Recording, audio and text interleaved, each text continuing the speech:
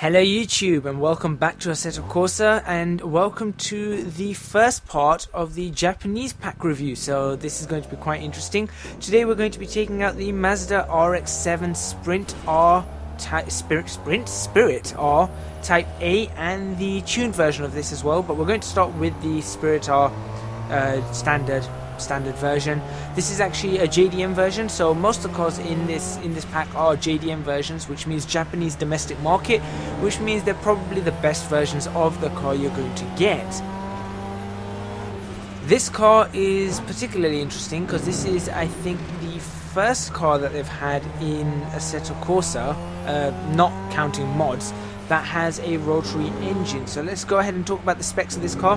1,270 kilograms and produces 276 bhp at 6,500 rpm. Now 276 bhp is a very, very popular and very, very well-known number. This car comes from the 276 bhp era, where Japanese cars were actually limited to that figure.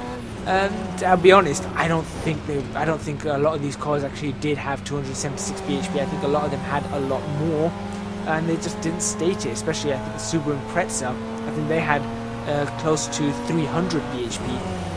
Is it the 22B version? I think they had 300 bhp. But anyway, we're not talking about Subaru Imprezas. That would have been a nice car to have in here, but we're not talking Subaru Imprezas. We're talking RX-7s. The RX-7 was made from 1992 to 2002, so it had a 10-year production line.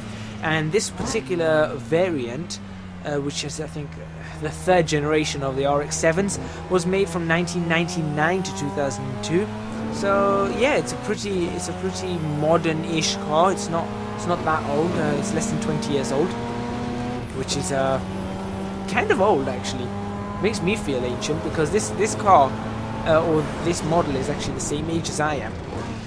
314 Newton meters of torque at 5,000 RPM and a top speed of around 160 miles an hour or thereabouts, maybe 159, and a 0 to 60 time of 4.8 seconds. So it's definitely a good, powerful car. 5-speed manual gearbox, very, very nice. Everyone loves manual gearboxes.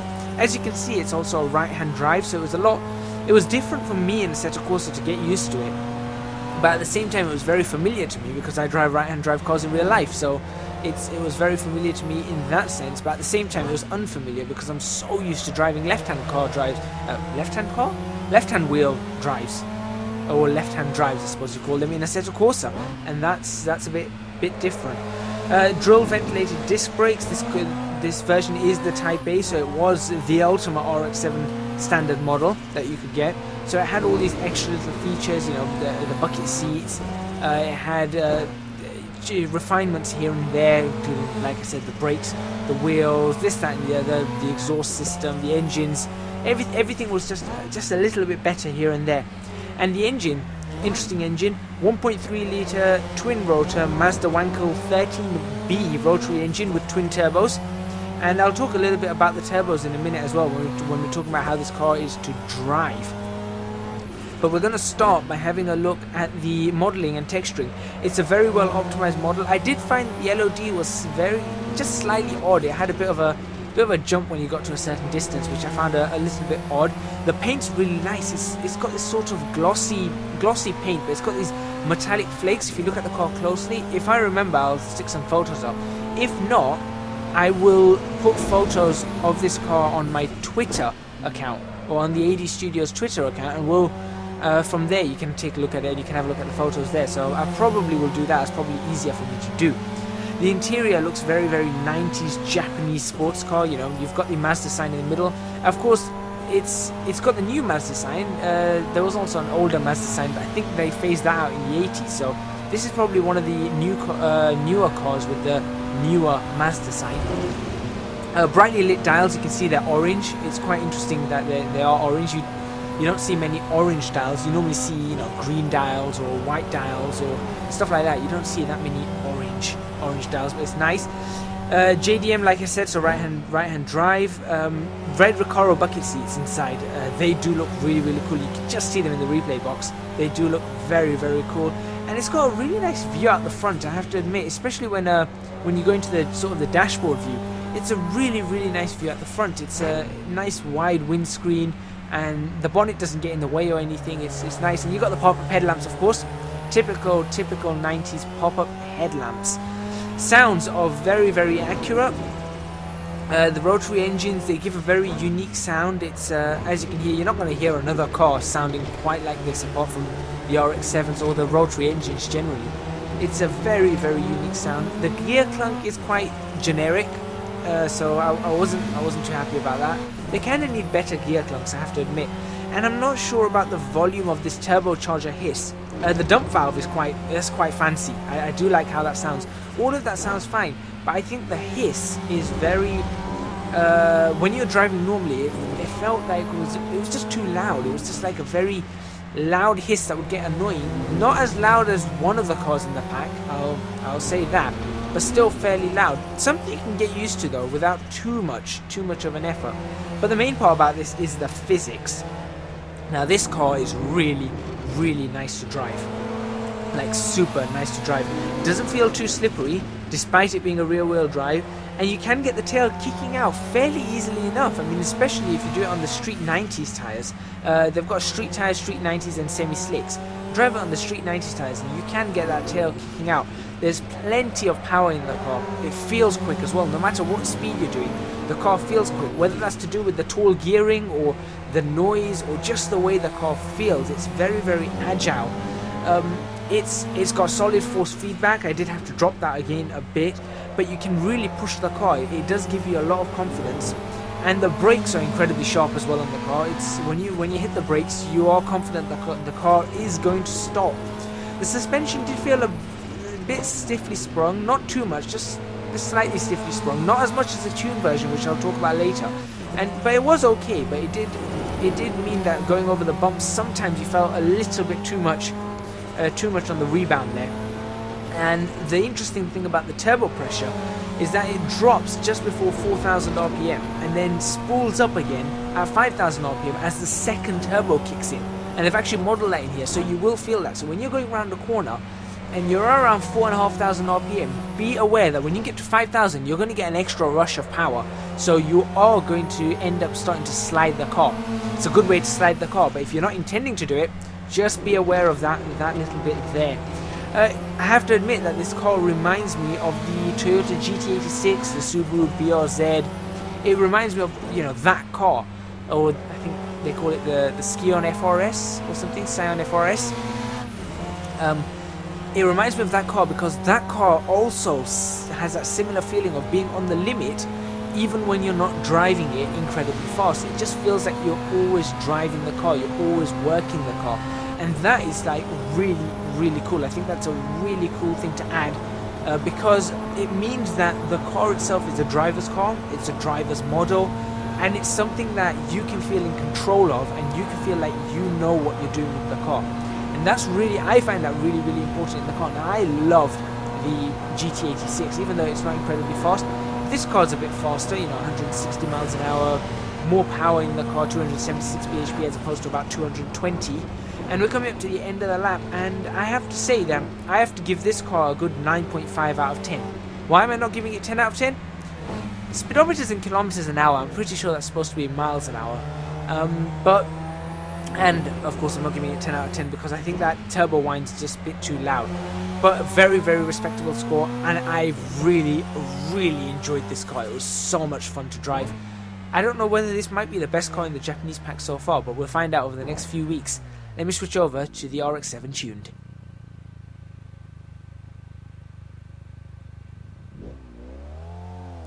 There we go. Now, first thing you're going to notice is that the dials are a different color. They're white, no longer orange. So there's the first difference on that tuned one. Second difference in model and visual looks, and where you're sitting as well. I'm sitting further forward and a little bit lower down, it seems. So you can see that I can see a bit more of the bonnet now. Or actually, it might be higher up. I'm not even sure. But you're definitely in a different seating position. It's just, it feels like the angle is different, and that must be to do with how the seats are or whatever. And it's a very, very interesting car because it's got a lot more power. So let's go through the specs there. 1,312 kilograms, 444 bhp, 8,250 RPM, and 398 Newton meters of torque at the same 5,000 RPM. Top speed looks to be around 170 miles an hour, and I'm not sure of the 0 to 60 time on this car. Same engine though, but it does have bigger turbochargers. Now I don't know whether they're still made by Hitachi, who made the turbochargers on the normal RX-7. But I'm assuming they are. But of course they're going to spool up a lot more. So you can actually see on the actual dials, you can see the turbo pressure is actually way beyond what it normally would read. So you can see it is way beyond that point. Whilst on the normal car it wasn't actually even reaching 1 bar of pressure. It's a fun car, I have to say it's a fun car. Going back to its model, I mentioned all the steering wheel and everything you can see on the inside, but outside you've actually got a titanium racing exhaust, and you can see I had a bit of a wobble there.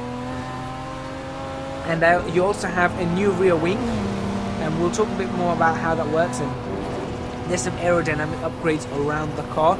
Otherwise the differences are fairly minor. The car feels, in essence, it's the same car, just with a lot more power. The engine sounds are identical, so you can hear that the engine sounds between this and the other are pretty much identical. However, they are louder. It seems more pronounced. The exhaust sounds, again, they're similar, but they're louder. There's a lot more backfire, as you can hear when I'm changing gear. Let's see if it happens here. There you go. You can just hear that backfire right there. There's more popping. There's a bit more grunt to it. It just feels... the car just sounds like it's more, it's just got more tuned, which is exactly what it is. It's a tuned up version. It sounds like everything's just a bit beefed up. Turbo sounds exactly the same. Again, it just sounds a bit louder as well. But of course, turbos generally do sound the same, don't they? Especially if they're on the same car and they're made by the same manufacturer. It's going to be, they're going to generally sound the same. Driving wise, this car was quite interesting. It's a lot more twitchy than the standard car, and that's probably in part to do with the stiffer suspension. Definitely stiffer rear suspension, you can feel it. Definitely stiffer rear suspension. And as you can see, you can slide the car a fair amount as well. Now I was attempting to slide that a bit better than I did, but it looks like I lost a bit too much speed there, but it was still fun, and it does give a nice thumbnail for the video, which I think I've used. The power's still manageable, but it does feel close to the limit a lot more often. Now I know I said that the standard RX-7 always feels like you're driving towards the limit, but what I mean is over a manageable limit. When you're driving the RX-7, you're at a stage where you take it around the corner and you're going to get a decent slide on or something like that, but you're going to be able to control it really well. Here it feels like it's closer to that limit of throwing you out, where you're like, okay, maybe this car can't take exactly what I'm giving it. It's very prone to oversteer, again, especially when on the brakes. That's got to do with the suspension, as well as the fact that there's a lot more power. When you're dipping that nose forward, it's got to be the suspension. When you're coming out of a corner and you get on the accelerator and you start sliding, that's got to do with the extra torque and the extra power. It's fairly fun to drive, maybe not as fun. I don't know whether this is as fun as the standard RX-7. I suppose with the extra power, it does make it more of a challenge. Because it is a little bit more unpredictable in nature, but it doesn't, I suppose it's not that bad. It's a very nice car to drive, and I suppose with the amount of driving I did on it, and I've only done maybe, I think I've done about 30 or 40 miles in each car, and they feel good, but they don't, I don't know, maybe I think the standard RX-7 is a bit more fun to drive. I think it's got this is more of a race car. If we were to race this, I think it would be quite nice. Or if you were to drift this, I suppose it would be quite nice as well. Which, of course, with JDM cars, that's what happens a lot. A lot of people like kitting up those cars to a stage of drifting like crazy and all those weird and fancy things. I'll be honest, I like seeing cars drift and things like that, but I'm not a fan of drifting myself. I'm not very good at drifting. I suppose you can do it in the car that, if a car's designed and set up for drifting, it's not too hard to do. I've only drifted a real car once, and that was only because it was on dirt, so it was a lot easier to drift a car. But there we go. The tyres do feel more grippier than the standard RX-7, but not so grippy that the car has more grip than it needs, which is why you see me sliding around a lot. I think I'm going to crash it at one point as well, so you'll have to excuse the little crash that's about to come up. There it is. Whoa, okay, that was pretty good timing. 5 gears, again, I think 6 gears would have been nice. I think this car does need 6 gears. And the power delivery is extremely linear, very nice. I was looking at the power bands for both cars and they're very linear. It means that you get a good flow of power all the time. Like I said, you just have to be a little bit cautious with that turbo, that's all. The car's extremely agile. This car's a lot more agile than the standard RX-7. The standard RX-7 is very agile. And sharp brakes again. It does feel a bit floaty at high speeds. Naturally, I guess that's to do with the extra power and everything. The rear wing, it does help somewhat. It does add a bit more downforce. You can feel it, but it does feel a bit floaty at high speed. So that is something to be aware of. Overall though, I do like the car, but I don't like it as much as the standard RX-7. I've got to give it a 9 out of 10 as opposed to a 9.5, which is what I'm giving the standard RX-7. But it's definitely fun. It's definitely a fun car. They're both definitely fun cars. And you can drive them on pretty much any track in Assetto Corsa and you enjoy them. I tried this out at Lake Louise as well. And I tell you what, on Lake Louise, it's something else. And one thing that I do have to note about this Japanese pack, in fact about Assetto Corsa, make sure you have a decent sound system. If you really want to enjoy these cars and enjoy the sounds, make sure you have decent earphones or headphones or speakers or whatever you've got. Make sure they're decent, make sure they can produce the bass and the treble and the mid-range and everything. Otherwise you're going to miss out on the sounds. And if you really want to know what this car sounds like, once you've got those kind of speakers, and they don't have to be too expensive, go to Lake Louise, go into the tunnel and rev this car up, and that's where you really hear just how good these cars sound. I mean, to me, they sounded completely and utterly realistic. I thoroughly enjoyed these cars, both of them, and I've already tried out the other cars in the Japanese pack. Obviously, you guys are going to have to wait till next week and the week after, and possibly the week after that for those reviews.